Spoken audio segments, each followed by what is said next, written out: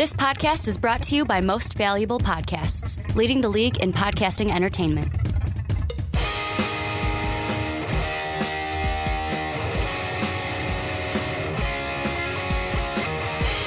Hello, football fans, and welcome to the Onside Kick. My name is Ricky Widmer, and as always, I'm joined by the Mark Weber. Dub them E's. And we're officially a week away, Mark. Well, for you, you're 2 weeks away because you're not going to be with me next week for the podcast. But for everyone else, me included, Sean will be in. We're a week away from our NFL previews, Mark. Yes, and I cannot wait. Football season's almost back. It's almost back. Yeah, in the immortal words of Bart Scott, can't wait. Can't wait. And then you fly off like an airplane. He flies in like a jet. He flew in like a jet. Yeah, like a jet. And he landed like a jet, too. Yeah, that's still one of my favorite moments of all time in all NFL playoffs. It's my favorite thing to quote on Twitter, too. Whenever I tell someone I can't wait, you got to use the gif of, can't wait. Can't wait. Got to tell Sal Pell that you can't wait. But we'll start next week. I believe the AFC North is where we're starting with the Norths, and then we'll go through each division, AFC, NFC, all the way through June and July. But today we've got some cool stories for you guys in the football world. We got, as I always say, it seems like I'm saying it every time, so I'm going to continue. We got a jam-packed show for you.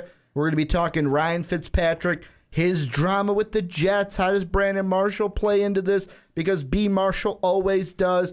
We're going to then talk about Carson Wentz and his possibility to start week number 1 for the Philadelphia Eagles. And then to complete a segment that we did last week, we talked about Offensive Rookie of the Year in our predictions. This week we'll end the show talking about our Defensive Rookie of the Year predictions. But Mark, we're going to start in the city of New York. And this has kind of been a crazy saga between the Jets and Ryan Fitzpatrick.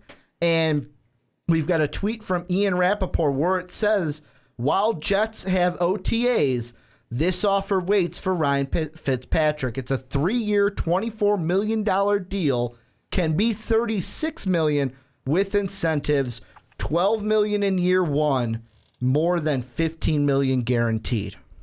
Yeah, you just got to take it. I mean, at this point, it really doesn't matter what Fitzpatrick thinks he should get, what his value in the NFL is, what he did last year. Nothing matters besides the fact that he's not going to play anywhere if he does not take this deal. I mean, maybe he'll get some lowly job competing for a starting job because some guy got hurt in the preseason, but he doesn't know that offense. He knows this offense. He knows Brandon Marshall. He just got Matt Forte. He's got Decker out there. He's got a great team surrounding him. He's not going to have that anywhere else. It just blows my mind that nobody's sitting there saying, okay, dude, you really have to take this deal and you have to take it now. Like, nobody in his immediate circle is just saying, I don't care what you think anymore. It's time to do this. I understand that his agent, wants the same thing he wants, but that agent's not getting paid if Ryan Fitzpatrick doesn't get a deal. So if I'm that agent, I'm sitting there going, okay, enough is enough. You are taking this deal.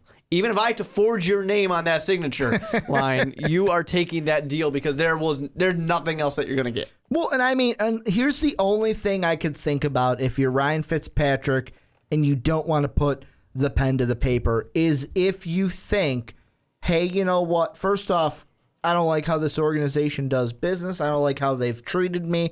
I'm going to hold a grudge against them. And then you're going to, sit out to see, okay, which quarterback's going to go down? Is Eli going to go down and I can come in? But you're not going to get that monster deal. Is Arizona going to go down and then I can come in and be the safe? That's the thing I think, if anything, that Fitzpatrick's banking on. Because to me, I think at this point in Fitzpatrick's career, the money doesn't mean anything. And I know you're sitting there saying the money always means everything. Well, the money is everything in this situation here. That's play the game, holding out for. You play the game to make the more dollars and become the highest paid at your position. That's the main goal on top of winning a championship. But I think where Ryan Fitzpatrick is in his career and how old he is right now, I wouldn't be surprised if there's the thought in his head saying, hey, you know what? What I can do is I can wait this out. I can then wait to see if Carson Palmer gets injured in Arizona and then step into Arizona because they're going to need a quarterback. Like, as soon as he goes down, my agent's on the phone with the Cardinals. I can step in and have a better chance to win a Super Bowl than I would with the Jets. However, the big thing I have against that is that with the Jets, you were one win and they would have been in the playoffs? Yeah, the Jets, they were really close to the playoffs. That's exactly what I was going to say. The Jets are a good team, and they got better this offseason. So, yes, the Arizona Cardinals are kind of the favorites in the NFC to go to the Super Bowl right now. And, of course, the Jets are in the AFC, which is a little bit harder because the Patriots exist. And, Tom Brady's got an extra chip on his shoulder that he usually doesn't have this year. But with that being said, the Jets are not that far off from being a team that can make a deep run. They have a really good supporting cast. The run game was good last year. It got better because Matt Forte's out there. Matt Forte also improves your passing game because he's one of the best, if not the best, pass-catching running back in the NFL. Brandon Marshall's still there. That didn't go away. Your team just got better. I mean, yes, like I said, you're competing against the Patriots. We all assume that the Miami Dolphins are better this year. The Buffalo Bills, we don't really know what that question mark is. So yes, it's difficult. It really is. But there's no better place for you to be. Get that job security. You know the offense. You have familiarity with the teammates. You have familiarity with the locker room. The team respects you. If anything, by doing this, you're losing some of that respect because what was it just a week or two ago that Brandon Marshall was saying, well, you know what? I think we'll be fine with whoever's out there because Geno Smith's been looking pretty good. And this is a team that did just invest in Geno Smith not too long ago. The only reason you started is because Geno Smith got punched in the face. Geno Smith is not the answer in New York. But he is not the... He's not, but if Fitzmagic isn't there... They have to go with him. He's the guy they got to go for. And they were willing to start him last year. Actually, you know what? I would go so far to say that if Fitzpatrick doesn't take this deal and is not a Jet week 1, fuck Geno Smith. I'm starting Christian Hackenberg. I'm starting the rookie week 1 over Geno Smith. Nah, bad idea. Because to me, the Geno Smith project is over. It's kiboshed. I have 2 articles here on my computer right now. One from CBS Sports that the headline reads, teammates are impressed with Geno Smith and think Jets can win with him. And I love that the guy they quoted was a defensive back in Calvin Pryor, where he says, I definitely agree. He's always on time. He's always doing the right thing. At first, I saw that Geno really didn't talk to too many people, but now he speaks and he goes about things the right way. And I'm not going to read any more of the quote. That's enough of it. But that's saying a lot right there, going about things the right way. I've got another article open from a Fox Sports website called LarryBrownSports.com, and it's another person in the defensive backfield by the name of Revis Island, who has apparently told friends of his that he trash talks Geno Smith, saying the quote, I own him. And he's not impressed with Geno Smith. So one should be. Everyone's not on the same page. And Revis Island, I know Revis Island is one of the best corners in the league, one of the best corners that we've ever seen play the game. Yes. However, definitely. That shows that Geno Smith, he's not the guy for you. He's not going to bring you to the playoffs. He's not going to win you a Super Bowl. The problem with that is you invest in this young guy, you invest in Hackenberg, and then you're going to throw him straight to the fire, throw him to the wolves. Not a lot of guys can be Andrew Luck. I don't want to use RG3 as a comparison because that fizzled out. Russell Wilson, people can't be that, but Russell Wilson wasn't given the job. He won the job. If Ryan Fitzpatrick signing with the Jets is the best thing, and that's what should happen. So Ryan, if you're listening, I know you are, put the pen to paper. Just do it. Sign the goddamn paper. Go to the playoffs this season because you got a pretty good chance. It's a lot of money. They want to throw you a lot of money, which is a smart idea, but if you're a Jets fan and Ryan Fitzpatrick does not sign with you, this is what you can be prepared for. Geno Smith will be your starter, and will probably be your starter until Tom Brady retires in a few years. And then, okay, Hackenberg, now you can take the job. And Geno Smith will not get to reap the rewards of a Tom Brady-less AFC East because Hackenberg will. Geno Smith would have lost the job by then. Geno Smith. I said Geno Hackenberg. I meant Christian Hackenberg. Yeah, you guys know what I meant. Geno Smith, if he starts, I think, let's say we live in a world where Ryan Fitzpatrick does not re-sign with the Jets for whatever reason. Geno Smith, he starts maybe 3-4 games, and then he's going to lose that job because there's no way that Geno Smith is really going to be worthwhile, and people will start to say, we got this young guy, let's give him a shot. I mean, if I'm Todd Bowles, I got to be worried about losing my job, too, because it is New York. And you're going to lose to the Bengals week 1. Mm-hmm. Even with Fitzpatrick, you can lose to the Bengals week 1. Oh, for sure. At Buffalo, like we're saying, we don't really know what to expect from Buffalo, but they're going to be a tough team. They're going to be division's tough always. They're going to be a hungry team though, because they got to make the playoffs or Rex Ryan's gone. Both Ryan brothers are out. The Chiefs, I don't really know. They really were hot last year at the end, but they had that cold start. You know what? What are they going to do now? I'm going to come in and say there's a very good chance that without Ryan Fitzpatrick, this team is 0-6 to start the season. With the only toss-up game being that Chief game, because you're not going to beat the Seahawks. I know it's at home, but you're not going to beat them. And then you've got 4 road games where Arizona on the road is going to be hard. Pittsburgh's going to be hard on the road. Kansas City may just be hard because it's at Arrowhead.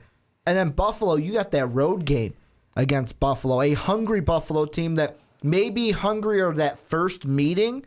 Because, I mean, an 0-1, even if they are 0-1 to start the season, you're not out of the playoffs at 0-1. When you see the Bills week 17, they may be out of the playoff hunt because of record, so they're not going to be as hungry because they know they're out.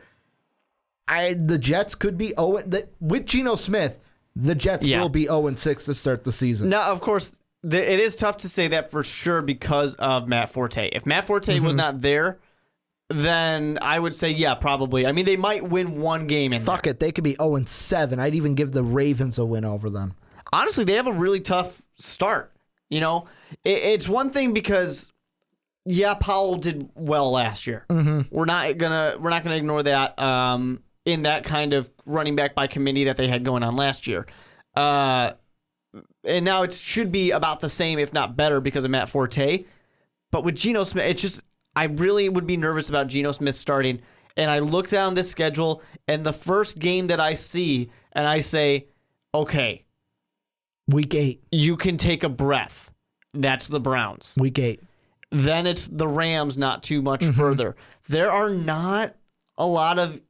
no game in the NFL is easy, but you guys understand what I mean by there are not a lot of easy games. You're not playing teams that were bad last year. I would say the for sure wins on this schedule are Week 8 at Cleveland, Week 10 home against LA, and then Week 14 at San Fran. Well, the only teams they play that were bad last year, the Ravens, the Browns, the Rams, and the Niners. Basically, the Niners. Yeah. I was debating if you want to throw the Dolphins in there or not. Well, you could. Do you throw? I was thinking, do you throw division's the Colts? Tough. Do you throw the Colts in there? But no, you can't Colts because Andrew Luck is back. Yeah, Colts are a good team. The only bad teams from last year, like we're saying, the Browns, the Ravens, the Rams. That's it. And 49ers. By week 10, Jared Goff could have found his bearings a little bit, and that could even be a loss. He might be having what we see a lot with like Cam Newton with RG3. He could have the RG3 season. Yeah, with Andrew Luck. We see these guys who, Russell Wilson, who just kind of come in and, nope, my team got it. No problems. It's possible. I doubt it, but it's possible that that's going to be something that happens. No, and that's why we'll see. I'm looking at the LarryBrownSports.com article on it where Brandon Marshall's right on the head, and him and Decker are right on the head. The Jets need to get Ryan Fitzpatrick into the door. They need to, because without him, they're not going to go anywhere this season. They're going to be a laughing stock. Here's how it's going to go for the Jets. If they don't have Ryan Fitzpatrick, they're going to be a top 10 pick, maybe even a top 5 pick. They'll be drafting a quarterback. They'll probably be, if they're the number 1 pick, they'll go for Deshaun Watson. if they're not the number 1 pick and they're in the top 5, they're taking Brad Kaaya out of Miami. As of right now, that's how it's going to go. The whole college football season can happen and people can move, but as of right now, it's one of those two guys. How much would that suck for Christian Hackenberg if like this team is that bad? Like, let's just say worst scenario happens. Geno Smith starts the entire season. It's terrible. Matt Forte does not translate well into this offense or whatever. Geno's not making it through the whole. If they we're saying let's say he does, so that way because of this scenario, we want them to draft a new quarterback. That sucks for Christian Hackenberg. Here's the way. Because right now he's sitting there going, as soon as I'm being groomed, as soon as Fitzpatrick is out, I'm in. I'm going to put this into it. As of right now, and I say as of right now because the whole college football season hasn't happened yet. And like I said, there's guys that we weren't even looking at Carson Wentz before the beginning of last season. Boom, number 2 quarterback off the board. We weren't even looking at Jared Goff out of last year's draft class. Like last year, I had Cardell Jones in my way too early mock draft go, I want to say 5th or 6th overall to this New York Jets team. That's where I had it. And I mean, there's going to be guys this college season that show up, and it's going to be like, oh, okay, we're going to go to it. I just pulled up my mock draft from the 2016, way too early. I had Cardell Jones, number 4, actually, to the Jets. Connor Cook, number 5 to the number 6 to the Browns. Hackenberg, 7 to the Redskins. Let's see, another quarterback. I know I had a lot of them going in this one, but yeah, that was 3 of them in the top 10, and most of those guys weren't even in the first round when we got to the draft. So that shows you right there that a lot of shit can change by the time we get to the draft. But the way I see it is if let's say they go 0-6, because that could be a legitimate worry with Geno Smith at the helm. Hackenberg starts week 7.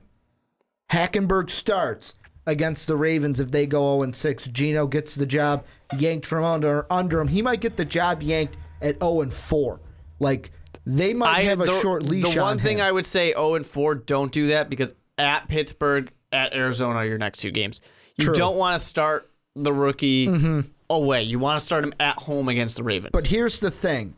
If Geno Smith starts the whole season, they don't draft a quarterback. Because they'll be like, well, we got Christian Hackenberg. If Christian Hackenberg plays, here's what it's going to do. If he plays well, the only quarterback that's going to unseat him as that quarterback in New York is Deshaun Watson. I see it as if they're in a spot to take the best quarterback, which looks like it'll be Watson, they'll take him. If they don't get Watson, it'll be, well, we got Hackenberg. Because honestly, the thing about the New York Jets, you look at this team from last year, they were doing really well in scoring points. They scored an average of 24 points in the game, gave up an average of 19. Good defense, good offense. Obviously, the offense can be a little bit better, but it's still a good offense. So they might be saying, hey, we're 1 player away. Let's get that quarterback. We know we drafted Hackenberg, but we took a stumble because of Fitzpatrick. We just got to get that quarterback who we know we have now.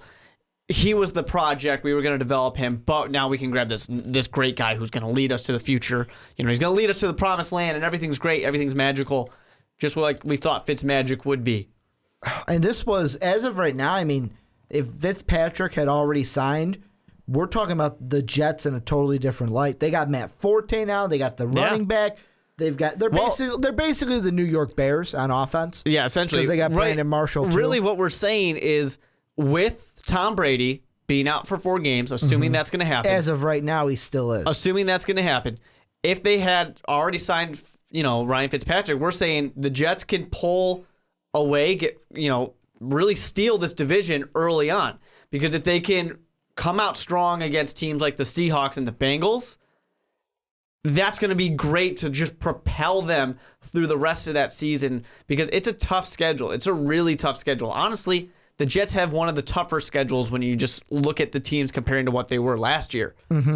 So they can kind of steal this early from the New England Patriots, which is what they need to do if they want to win the division, because it's so difficult to Tom Brady and Bill Belichick and steal the division. And okay, the one thing I'm going to do to kind of end this is two things. Number one, do you think by the time we get to, I won't say week 1 of the season, let's give it by preseason week 1, is Fitzpatrick in a Jet uniform? Yes, he has to be. He has to at some point realize he can't.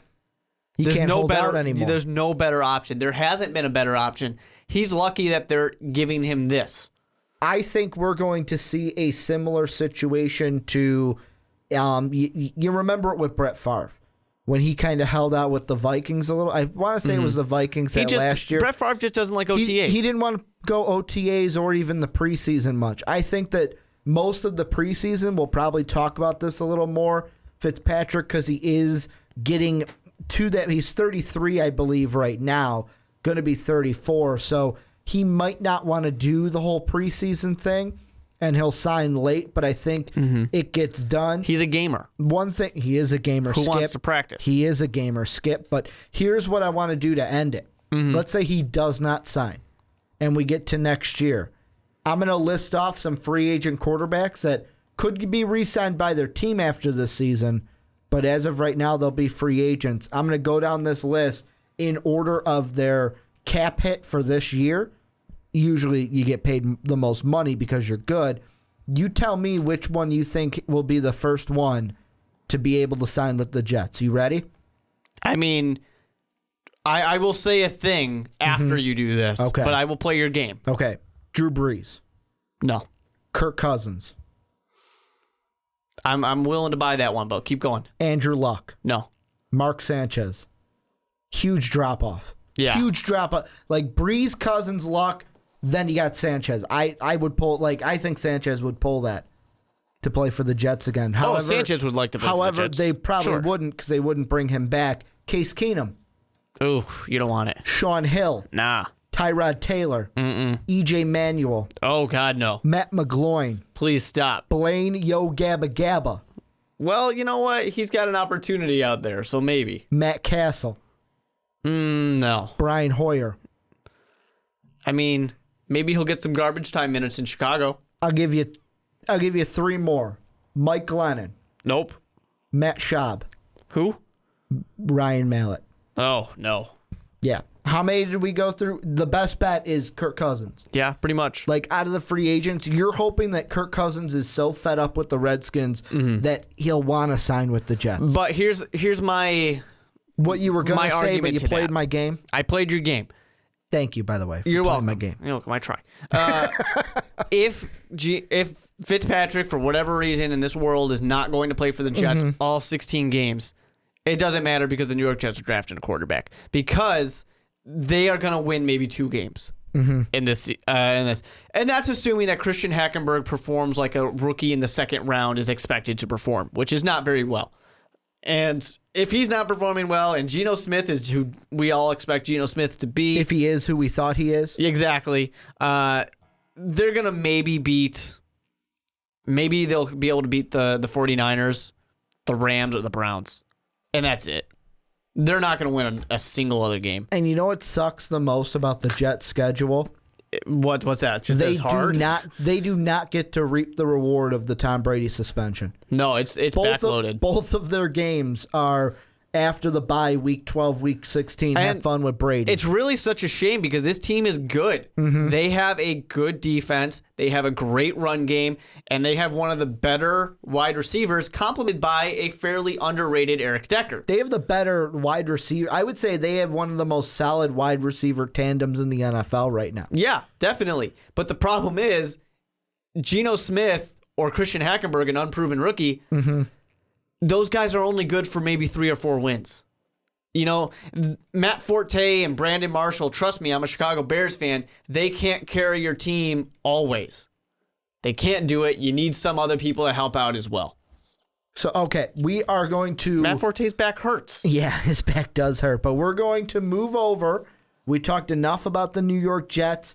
Let us know down below in the comment section what you guys think. Will Ryan Fitzpatrick be in a Jet uniform this season? Will he sign? Knowing our luck, we'll put this podcast up tonight.